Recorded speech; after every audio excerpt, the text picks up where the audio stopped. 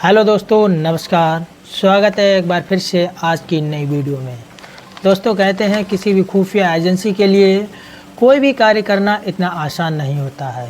एक तो आपके लिए अपने घर परिवार से बाहर विदेश में जाना होता है। इसके अलावा उस एजेंसी के लिए इस प्रकार से कार्य करना होता है कि जिस देश में आप हैं वहाँ पर मौजूद उस देश के नागरिकों से पूरी तरीके से भेष बदल कर, या यूँ कह सकते हैं आपके लिए वहाँ पर बहरूपिया बनकर ही रहना होता है, जिससे उस देश के नागरिक ये ना पहचान सके कि आप किसी दूसरे देश से आए हैं और एक खुफिया एजेंट हैं। तो आज की वीडियो, आज की कहानी एक ऐसे ही भारतीय जासूस की कहानी है। जासूस नाम सुनकर आप लोगों के जहन में आया होगा कि ये जासूसी तो राजा महाराजाओं के समय से चली आ रही है। जी हाँ दोस्तों, सही सुना आपने। ये जासूसी राजा महाराजाओं के समय से चली आ रही है। बशर्ते उस वक्त राजा महाराजाओं के जो जासूस होते थे उन्हें गुप्तचर कहते थे। अभी भी लोकल में जो पुलिस के जासूस होते हैं उनके लिए मुखबिर कहते हैं। और जैसे भारत की खुफिया एजेंसी रॉ है, रॉ के जो भी जासूस होते हैं वो इस प्रकार से विदेश में रहते हैं बहरूपिया बनकर कि उनके लिए कोई भी जानकारी अगर जुटानी हो तो उस देश के नागरिक बनकर ही वो जुटा पाते हैं। तो चलिए आज की वीडियो शुरू करते हैं। ये कहानी एक ऐसे भारतीय जासूस की है जिसके बारे में कहीं ना कहीं हर भारतीय के लिए जानना और सुनना आवश्यक है। ये कहानी है रविंद्र कौशिक उर्फ नबी अहमद शाकिर। जी हाँ दोस्तों, रविंद्र कौशिक ये एक रियल नाम, एक असली नाम है। लेकिन जब वो एक जासूस बने, जासूस बनकर पाकिस्तान में गए, तब उन्होंने अपना नाम नबी अहमद शाकिर रखा। क्योंकि मैंने पहले भी बताया कि जासूस बनना कोई बच्चों का खेल नहीं है। जासूस बनने के लिए आपको अपने घर परिवार से दूर रहना होता है। ना सिर्फ दूर रहना होता है बल्कि आप जिस देश में जाते हैं जासूसी करने, उस देश का नागरिक भी बनना होता है। और इस प्रकार से इस देश का नागरिक बना जाता है जैसे कि उन देश के नागरिक को कोई भी ऐसा भ्रम, कोई भी ऐसा शक ना हो कि आप कहीं विदेश से आए हैं। तो चलिए, रविंद्र कौशिक जो है एक भारतीय जासूस थे और इन्होंने भारतीय खुफिया एजेंसी रॉ के लिए कार्य किया था। कौन है रविंद्र कौशिक, आइए जानते हैं उनके बारे में। श्रीनगर में एक हिंदू पंडित परिवार में इनका जन्म हुआ था। रविंद्र कौशिक उर्फ नबी अहमद शाकिर के लिए बचपन से ही एक्टिंग, कलाकारी, नाटक करने का बड़ा शौक़ था।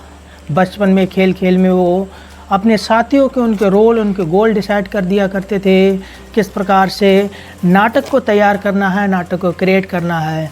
इस प्रकार हम कह सकते हैं कि बचपन से ही रविंद्र कौशिक मंच के कलाकार थे और उन्होंने अपनी कलाकारी के बल पर बड़े बड़े सेठों के दिलों को जीता था। ठीक उसी प्रकार एक लखनऊ के सेठ ने कलाकारी के लिए रविंद्र कौशिक के लिए लखनऊ बुलाया, एक बहुत बड़े हॉल में। रविंद्र कौशिक जब उस हॉल में गए तब उनके लिए वहाँ पर एक भारतीय सैनिक का रोल अदा करने के लिए कहा गया। और एक ऐसा वैसा भारतीय सैनिक नहीं, वो भारतीय सैनिक जो चाइना में गिरफ्तार हो चुका है, गिरफ्तार होने के बाद में वहाँ पर अपना जीवन कैदी बनकर काट रहा है। वो लखनऊ हॉल गए और उन्होंने पूरे तरीके से इस प्रकार से उस एक्टिंग के लिए किया जैसे मानो कोई सच्ची घटना और रियल तरीके से दिखाया जा रहा है। उसी हॉल में बैठा इस पूरे नज़ारे के लिए रॉ का जो भारतीय खुफिया एजेंसी रॉ है उसका अधिकारी इस घटनाक्रम को देख रहा था। उसने जब इस पूरे घटनाक्रम के लिए देखा तब रविंद्र कौशिक के लिए बताया, क्या तुम मेरे लिए कार्य करोगे? यदि हाँ तो चलने के लिए तैयार हो जाओ और तुम्हारे लिए मुसलमान बनना पड़ेगा। अब क्या काम करना है, कैसे करना है, कहाँ जाना है, कहाँ नहीं जाना है, ये कुछ भी नहीं बताया रविंद्र कौशिक के लिए। रविंद्र कौशिक ने हामी भर दी क्योंकि बचपन से ही रविंद्र कौशिक के लिए कलाकारी करने का बड़ा शौक था। रविंद्र कौशिक ने कहा ठीक है, हम तैयार हैं। रविंद्र कौशिक की हाँ कहने के बाद उस अधिकारी के द्वारा उसके लिए खुफिया एक ऐसी गुप्त जगह पर ले जाया गया जहां पर किसी भी व्यक्ति के लिए कोई भी जानकारी नहीं पता थी। दोस्तों, आपकी जानकारी के लिए बता दूं कि जो भी रॉ के खुफिया एजेंट होते हैं, जासूस होते हैं, उनके लिए एक ऐसी जगह पर ट्रेनिंग दी जाती है जहां पर कोई आम भारतीय नागरिक नहीं जा सकता है। शायद इसी वजह से रॉ का वो अधिकारी रविंद्र कौशिक उर्फ नबी अहमद शाकिर के लिए एक ऐसी जगह पर ले गया जहां पर एक आम भारतीय नहीं जा सकता। बेकायदा 2 साल तक रविंद्र कौशिक के लिए ट्रेनिंग दी गई, किस प्रकार से नमाज पढ़नी है, किस प्रकार से उर्दू में बात करनी है। बेकायदा रविंद्र कौशिक के लिए उर्दू सिखाया गया। उर्दू सिखाने के बाद में उनके लिए पूरी तरीके से वो गोल डिसाइड किए किस प्रकार से नमाज पढ़नी है। 5 टाइम की नमाज पढ़नी सिखाई रविंद्र कौशिक के लिए, क्योंकि पूरी तरीके से उन्हें एक मुसलमान का रोल अदा करना था। उसके बाद में अब वक्त आया रॉ के अधिकारी के द्वारा कि आपके लिए कहाँ जाना है। तब रॉ के अधिकारी ने रविंद्र कौशिक से कहा कि अब आपकी ट्रेनिंग पूरी तरीके से कंप्लीट हो चुकी है, क्या आप पाकिस्तान जाना चाहेंगे? तब रविंद्र कौशिक ने जवाब दिया, जी बिल्कुल, जैसी आपकी आज्ञा, मैं जाने के लिए तैयार हूँ। उसके बाद में बेकायदा रविंद्र कौशिक से ये पूछा गया, अगर आप वहाँ पर पकड़े गए तब हम आपके हैं कौन जैसी बात होगी कि हम आपके लिए पहचानने से पूरी तरीके से इनकार कर देंगे कि आप हमारे हैं कौन। यदि वहाँ पर मरे तब भी हमारी कोई गारंटी नहीं। क्या आप तैयार हैं? इसके बावजूद भी रविंद्र कौशिक ने कहा कि हाँ जी बिल्कुल, देश के लिए मैं कुछ भी कर सकता हूँ, क्योंकि देश से बढ़कर मेरे लिए कुछ भी नहीं। क्योंकि दोस्तों 2 साल की ट्रेनिंग में न सिर्फ रविंद्र कौशिक के लिए एक मुसलमान का रोल अदा करना सिखाया गया, बल्कि देशभक्ति की भावना भी जागृत कराई गई। तब रविंद्र कौशिक ने इन सभी प्रश्नों के जवाब में हाँ कह दी। उसके बाद में एग्रीमेंट सिग्नेचर हुए। एग्रीमेंट साइन के बाद में अब घर परिवार वालों के लिए क्या बताना है, क्योंकि दोस्तों जब कोई व्यक्ति बाहर जाता है तो अपने घर परिवार वालों के लिए भी तो कोई ना कोई जवाब देगा। तो उसकी जवाबदेही में उन्होंने एक पत्र लिखा। पत्र में लिखा कि मेरी अब दुबई में नौकरी लग गई है, मैं यहीं पर रहूँगा, यहीं पर खाऊँगा, यहीं पर रहूँगा, और रही बात पैसे की तो पैसे आप तक आ जाएंगे। ये सब बात कहने के बाद जो रविंद्र कौशिक हैं पाकिस्तान के लिए रवाना हो गए। पाकिस्तान जाते ही उन्होंने वहाँ पर एक सबसे पहले फैमिली कार्ड बनवाया। फैमिली कार्ड बनवाने के बाद में उन्होंने कराची के एक कॉलेज में LLB की डिग्री ली। LLB की डिग्री लेने के बाद रविंद्र ने जब एक बार अखबार पढ़ा तो अखबार में लिखा हुआ था पाकिस्तान में सेना के लिए इश्तिहार की कुछ भर्ती है। इश्तिहार का मतलब कुछ जगह कुछ वैकेंसी खाली हैं, उन वैकेंसी में आप चाहें कोई भी वहाँ का जो पाकिस्तान का नागरिक है फॉर्म डाल सकता। मज़े की बात देखिए दोस्तों, जैसे ही रविंद्र कौशिक ने उसमें फॉर्म डाला तो उसमें उनका नंबर भी आ गया।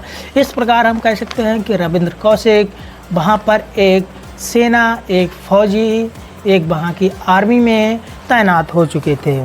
कुछ ही समय बाद वहाँ पर रविंद्र कौशिक ने जो उनके सीनियर अधिकारी हैं उनकी बेटी से शादी कर ली, क्योंकि रॉ में जो भारत की खुफिया एजेंसी रॉ है, रॉ में शादी करना बेहद ज़रूरी है, जिससे आपके उस देश में नए रिश्ते भी बनेंगे।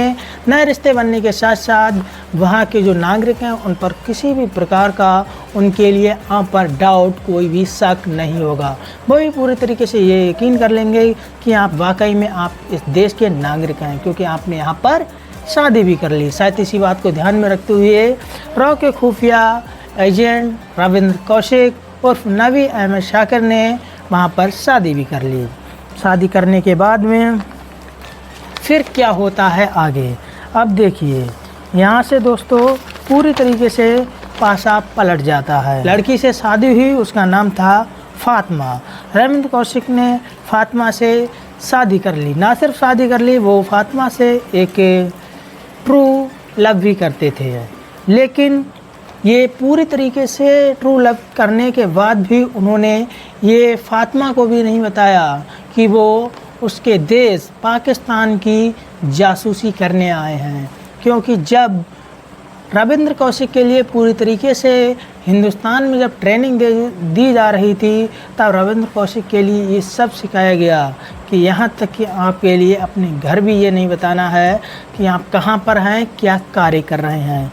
जानकर हैरानी होगी कि वहाँ पर रविंद्र कौशिक उर्फ नबी अहमद शाकिर ने जिससे शादी की, उससे भी ये नहीं बताया कि वो उसके देश की जासूसी करने के लिए आए हैं। पूरी तरीके से ये सब कुछ चलता रहा। आने वाले समय में जब आर्मी के लिए, जो पाकिस्तान की आर्मी है, उसके लिए रविंद्र कौशिक का कार्य, उनके जो कह सकते हैं हौसला मजबूत लगा कि हाँ, ये जवान वाकई में हमारे देश के लिए एक अच्छी नई राह पर ले जा रहा है, तो क्यों ना इसके लिए एक बड़ा पद दिया जाए। देखते ही देखते रविंद्र कौशिक के लिए वहाँ पर एक मेजर का पद मिल गया। पाकिस्तान में दोस्तों मेजर का पद बहुत बड़ा एक ओहदा रखता है। उसके बाद में क्या हुआ? उसके बाद में दोस्तों जो कुछ हुआ वो निसंदेह उस वक्त कांग्रेस सरकार की थोड़ी सी भूल ने रविंद्र कौशिक को बहुत बड़ी सज़ा देने पर पाकिस्तान के नागरिकों द्वारा, पाकिस्तान की आर्मी के द्वारा मजबूर कर दिया था। क्या वजह थी आइए जानते हैं। लगे हाथों कांग्रेस सरकार ने कहा कि रविंद्र कौशिक के लिए एक और जासूस भेजा जाए। जब रविंद्र कौशिक से ये सब पूछा गया तब उन्होंने पूरी तरीके से इनकार कर दिया, मना कर दिया। लेकिन क्या किया जाए दोस्तों, सरकार का दबाव था, जबरन रविंद्र कौशिक के लिए हाँ कहनी पड़ी। हाँ कहने के बाद में दूसरा जासूस पूरी तरीके से तैयार किया गया। जब जासूस तैयार किया गया, जासूस तैयार करने के बाद में उसने भारतीय सीमा बॉर्डर के लिए पार तो कर लिया, पाकिस्तान तो पहुंच चुका था, लेकिन वहां पर जाकर वो एक होटल में ठहरा। होटल में ठहरने के बाद में अमूमन होता है, बहुत सारे नागरिक जाते हैं तो होटल में ही रुकते हैं।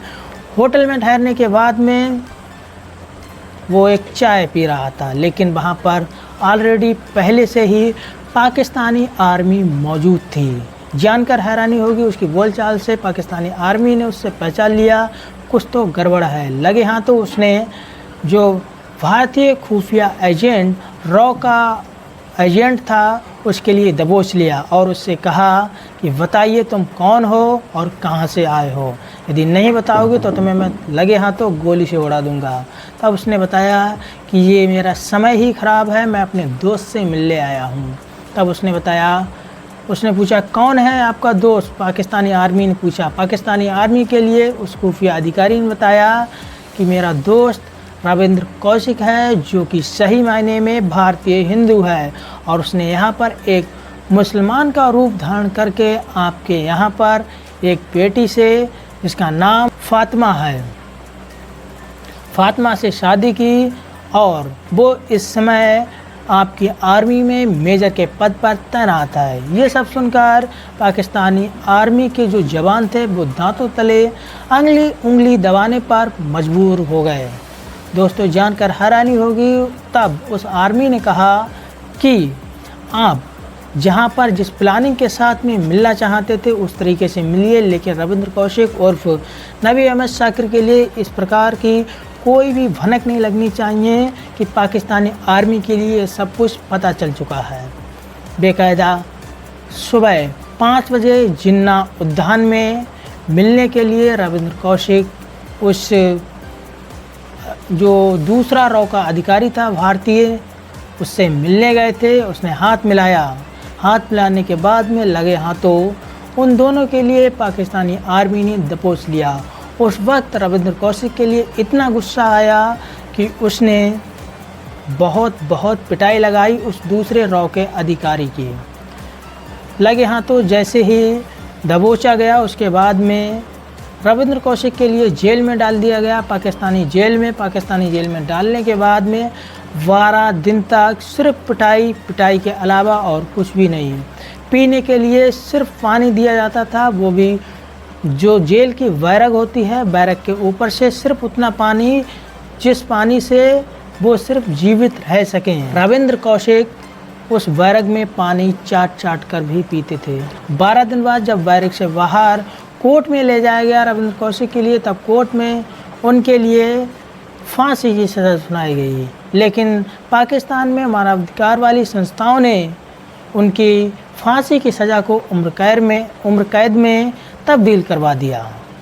इस प्रकार हम कह सकते हैं कि फांसी की सज़ा को रविंद्र कौशिक को उम्र कैद हो गई थी। लेकिन उसके बाद में उन्हें हृदय रोग, टीबी जैसी समस्याएं हो गई थी।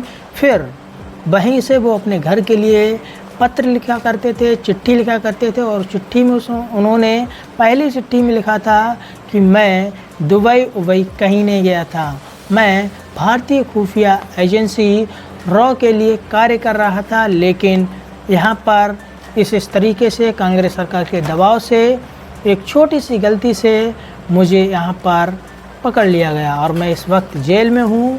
मुझे हृदय रोग और टीबी जैसी समस्याएं हो गई हैं।